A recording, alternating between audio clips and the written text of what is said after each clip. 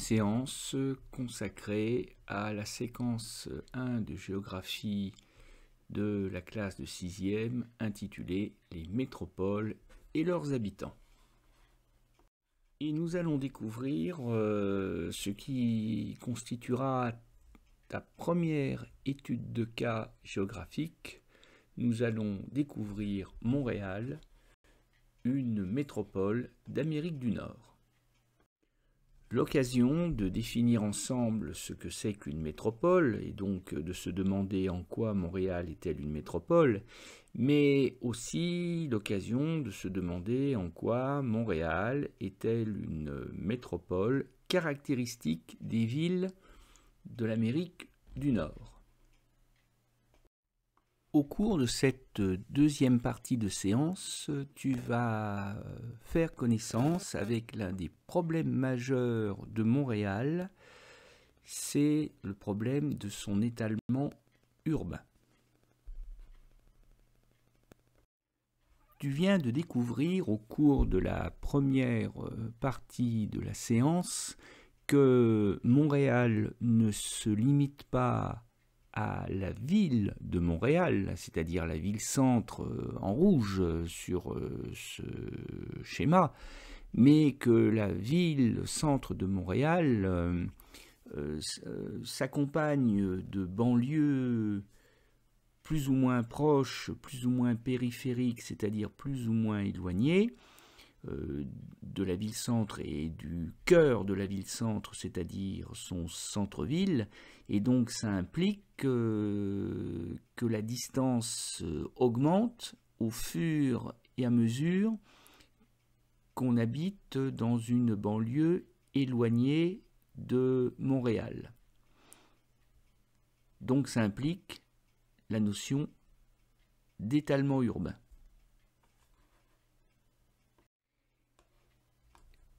Cette réalité d'une ville-centre entourée de banlieues de plus en plus éloignées s'accompagne d'une autre réalité, c'est celle des paysages urbains. Et les paysages urbains ne sont pas les mêmes selon que l'on est dans la ville-centre ou dans une banlieue plus ou moins éloignée. Et par exemple, sur cette photographie de Montréal, eh bien, il n'y a pas besoin d'être très calé en connaissance des villes pour se douter qu'on est très proche du centre-ville, qu'on est vraiment au cœur de Montréal, au cœur de la métropole, puisqu'on aperçoit un amoncellement de gratte-ciel qui sont la marque des grandes métropoles d'Amérique du Nord. Montréal n'échappe pas à la règle, et ces gratte-ciel ne sont pas des immeubles HLM. Ils n'ont pas la même fonction. Là, c'est très clairement des bureaux d'affaires, des sièges sociaux d'entreprise prioritairement. C'est moins destiné à s'y loger qu'à y travailler, parce que pour s'y loger, il faut vraiment être très riche. Et on voit que la densité des bâtiments, le nombre des bâtiments vraiment entassés les uns à côté des autres, et la taille même des gratte-ciel fait qu'on est véritablement au cœur, au centre-ville de Montréal. Et du coup, quand on est dans une banlieue éloignée, dans ce qu'on appellera la couronne périurbaine plus tard, eh bien, on voit que là, les paysages sont fondamentalement différents. On voit qu'à perte de vue, on aperçoit ce qu'on appelle des lotissements pavillonnaires, c'est-à-dire des maisons individuelles qui sont séparées les unes des autres en général par un petit jardinet.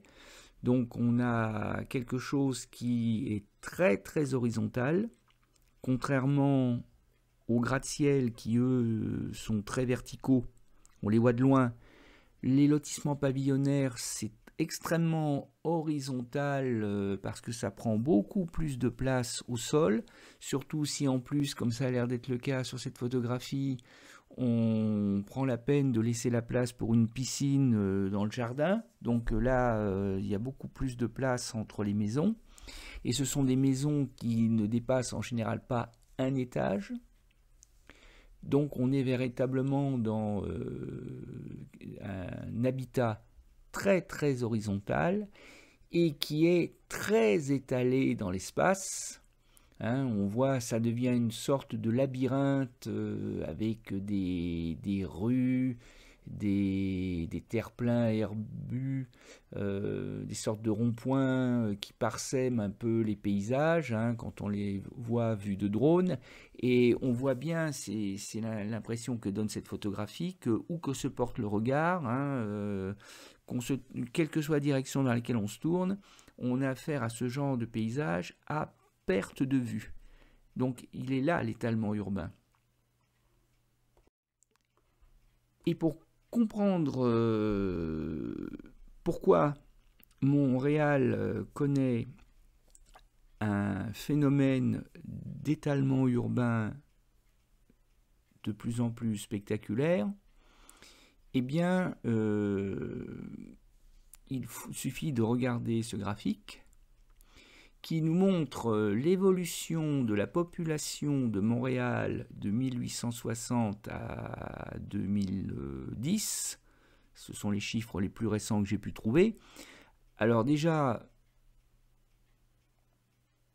les courbes augmentent, donc ça veut dire que la population de Montréal a augmenté au cours des 19e et 20e siècles, puisqu'on a 2 siècles et demi quand même représentés sur le graphique.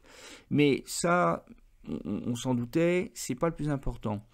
Ce qui est le plus important, c'est que les gens qui ont fait ce graphique ont distingué, et c'est pour ça qu'il y a 2 courbes, ont distingué les habitants des banlieues, c'est-à-dire ce qui, sur ton schéma, correspond aux espaces en orange ou en jaune. Ils les ont distingués du centre-ville, ce qui, sur ton schéma, correspond donc, en fait, centre-ville, ville-centre, c'est-à-dire ce qui est en rouge. Et ce qui est intéressant, c'est de constater que jusque vers 1970 à peu près, la population en centre-ville ou dans la ville-centre, c'est-à-dire sur l'île de Montréal, est nettement plus nombreuse, puisqu'on est à peu près 1 200 000 habitants. En 1960, il y a 1 200 000 habitants dans la ville-centre et son centre-ville. Mais on voit bien que depuis 1910, un mouvement s'est amorcé qui voit la population des banlieues augmenter de plus en plus vite, de plus en plus fort. Et vers 1970, disais-je, les 2 courbes se croisent. C'est-à-dire que vers 1970, Montréal compte autant d'habitants dans les banlieues proches ou éloignées que dans le centre-ville et sa ville-centre. Et depuis, l'écart s'est creusé parce que la population en centre-ville ou en ville-centre a plafonné aux alentours d'1 million d'habitants, a même reculé un peu, avant de rebondir depuis la fin des années 1990. Par contre, la courbe de la population des banlieues n'a cessé d'augmenter depuis les années 1970, ce qui fait qu'en 2010, il y avait à peu près 2 200 000 banlieusards, c'est-à-dire des gens habitant dans les banlieues proches ou éloignées de la métropole montréalaise, quand la population en ville-centre et centre-ville se limitait à 1,6 million à peu près. Et si on additionne les deux populations, le 1,6 million d'habitants du centre-ville et le 2,2 millions d'habitants des banlieues, on obtient 3,8 millions, allez, en arrondissant à la louche, 4 millions d'habitants pour la métropole du Grand Montréal. Et c'est d'ailleurs le constat que l'on fait sur place à Montréal. Hein, si tu regardes ce gros titre d'un média montréalais, l'étalement urbain se poursuit à Montréal comme ailleurs au Canada, et on t'explique que dans les 3 plus grands centres urbains du Canada, donc rappelle-toi Toronto, Montréal et Ottawa, les banlieues éloignées, c'est-à-dire situées à 30 minutes ou plus du centre-ville, de sa ville-centre, ont connu une croissance plus rapide que la périphérie urbaine et les banlieues situées plus près des centres-villes. Une preuve de plus de l'étalement urbain en cours. Donc concrètement, ça veut dire que par rapport à ton schéma, ce sont les banlieues en jaune qui ont gagné le plus d'habitants.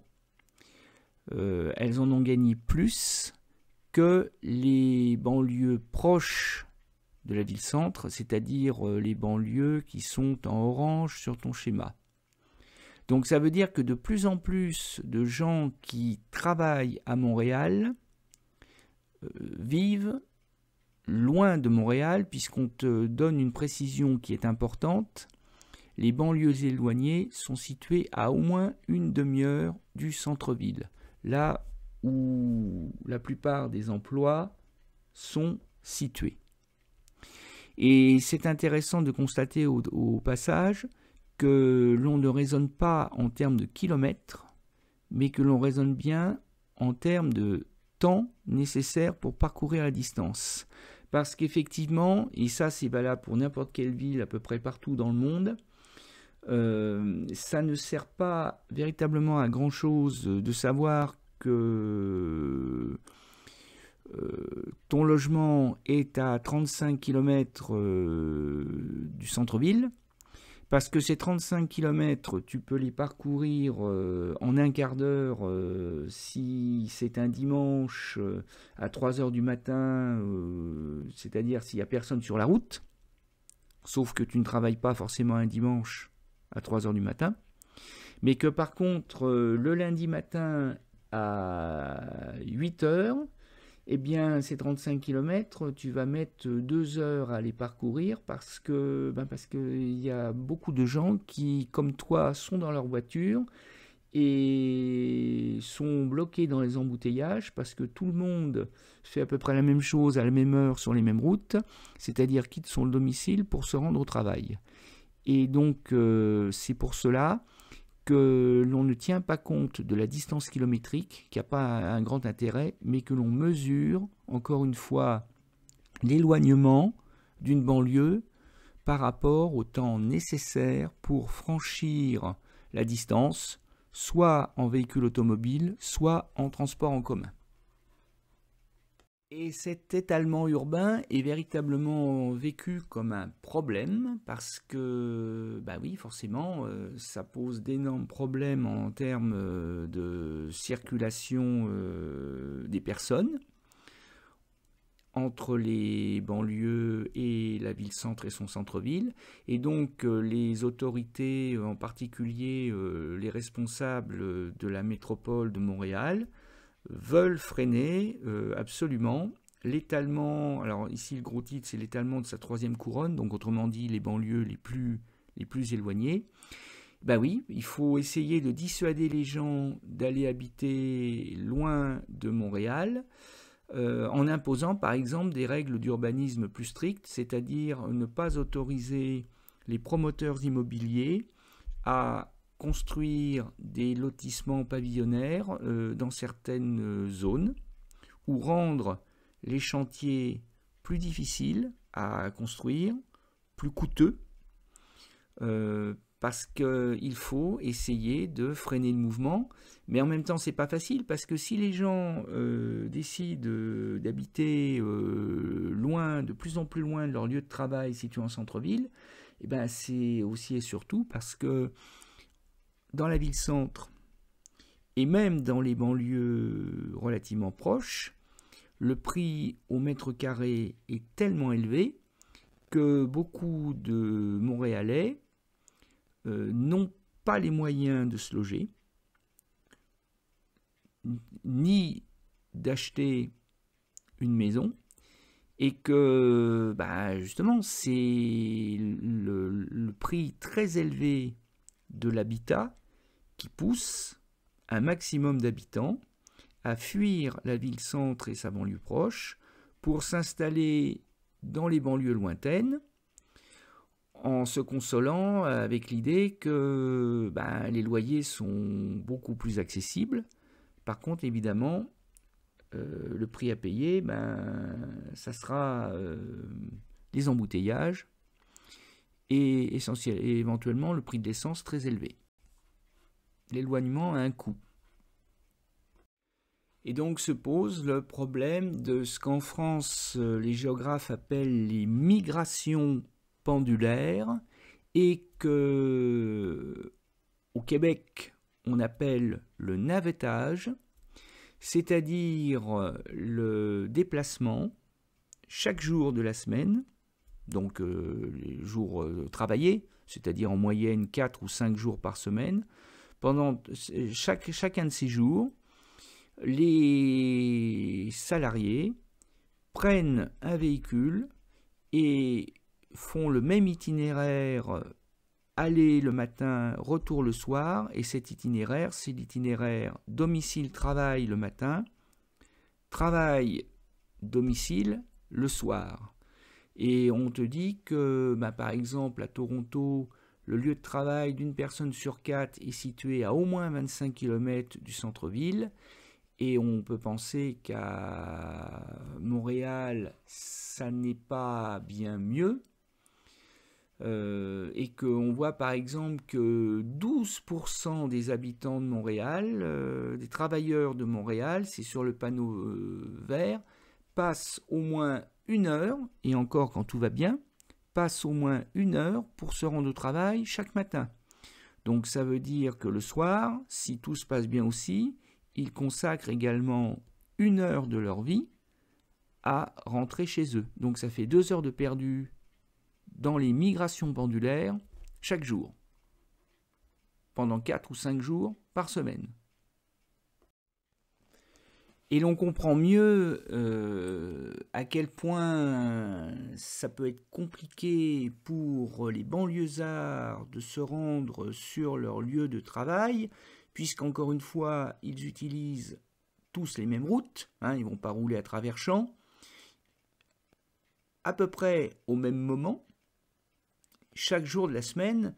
Et du coup, le titre là de cet article consacré aux embouteillages de Montréal, c'est l'enfer. Eh bien, ça peut paraître exagéré, mais c'est effectivement infernal de savoir, avant même de prendre le volant, que de toute manière, quoi qu'on fasse, on se retrouvera coincé dans des bouchons automobiles. Et là encore, c'est un jour normal, parce que c'était le propos de l'article, c'était d'avertir les banlieusards montréalais que des travaux routiers importants allaient avoir lieu sur l'itinéraire emprunté par les banlieusards. Ça voulait dire des routes coupées, ça voulait dire des déviations d'itinéraire, donc ça voulait dire encore autant de voitures mais sur moins de routes disponibles. Donc ça promettait l'enfer effectivement à certains banlieusards qui risquaient d'arriver très en retard à leur lieu de travail, et ça pendant toute la durée des travaux. Et ça, encore une fois, c'est en temps presque normal. Mais comme on l'a vu, le Canada est un pays qui est quand même situé très au nord du point de vue des latitudes. On n'est quand même pas très loin du cercle polaire, même pour les villes qui se situent dans le sud du pays. Et alors, quand la météorologie s'en mêle, alors quand en plus il y a des tempêtes de neige, les gens ont beau être équipés, les municipalités ont beau avoir des chasse-neige en quantité, bon là ça devient juste impossible, et on a des gens qui restent bloqués sans parvenir d'ailleurs à se rendre sur leur lieu de travail, qui restent bloqués pendant parfois des dizaines d'heures. ça peut prendre des proportions dramatiques et il faut même que les secours interviennent pour sortir les gens de leur véhicule, parce que sinon ils pourraient y passer la nuit et ils risqueraient même éventuellement de mourir de froid. Donc là véritablement, on prend la mesure du problème des migrations pendulaires liées à l'étalement urbain, quand en plus la météorologie est particulièrement défavorable. Alors tu me diras, dans ce cas-là, les banlieusards, s'ils n'ont pas d'autre solution, ils n'ont qu'à abandonner leur voiture individuelle et à prendre les transports en commun. Parce qu'effectivement, au Canada, il y a des bus, notamment, et si les gens prennent les transports en commun et abandonnent leur voiture individuelle, eh bien non seulement ça leur coûtera quand même moins cher en essence, hein, parce que le transport en commun, c'est quand même meilleur marché que de posséder une voiture. Et puis, comme il y aura beaucoup moins de voitures sur les routes, eh bien, du coup, le transport sera plus fluide, parce que les transports en commun, eux aussi, ils prennent la route, hein. Mais arrivés dans la ville-centre, ils ont, comme partout ailleurs, des voies qui leur sont réservées. Donc, a priori, les transports en commun, c'est plus économique et c'est plus rapide.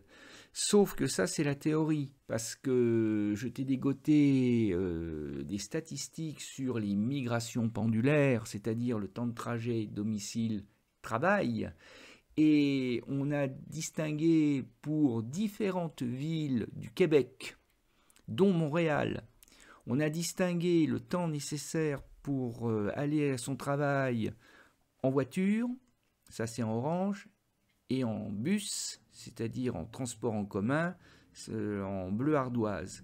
Et donc, c'est-à-dire par exemple qu'à Montréal, en moyenne, je dis bien en moyenne, ça n'est pas vrai pour ceux qui sont le plus éloignés, et c'est peut-être pas vrai non plus pour ceux qui sont les plus proches de la ville-centre, mais en moyenne, le Montréalais mettait, au moment où ce graphique a été fait, mettait 27 minutes pour se rendre sur son lieu de travail, en voiture individuelle, avec sa bagnole, pour dire les choses plus familièrement. Et le même Montréalais, s'il prend le bus, il lui faut 44 minutes, c'est-à-dire 17 minutes de plus, c'est-à-dire pas tout à fait le double de temps, mais presque. Et c'est le même constat partout ailleurs sur ce graphique. Donc ça veut dire que, alors pour une raison d'ailleurs que je serais bien incapable de t'expliquer, les transports en commun ne constituent pas la solution, ça c'est le moins qu'on puisse dire, pour l'instant, au problème des migrations pendulaires et de l'étalement urbain. Le problème reste donc entier pour Montréal.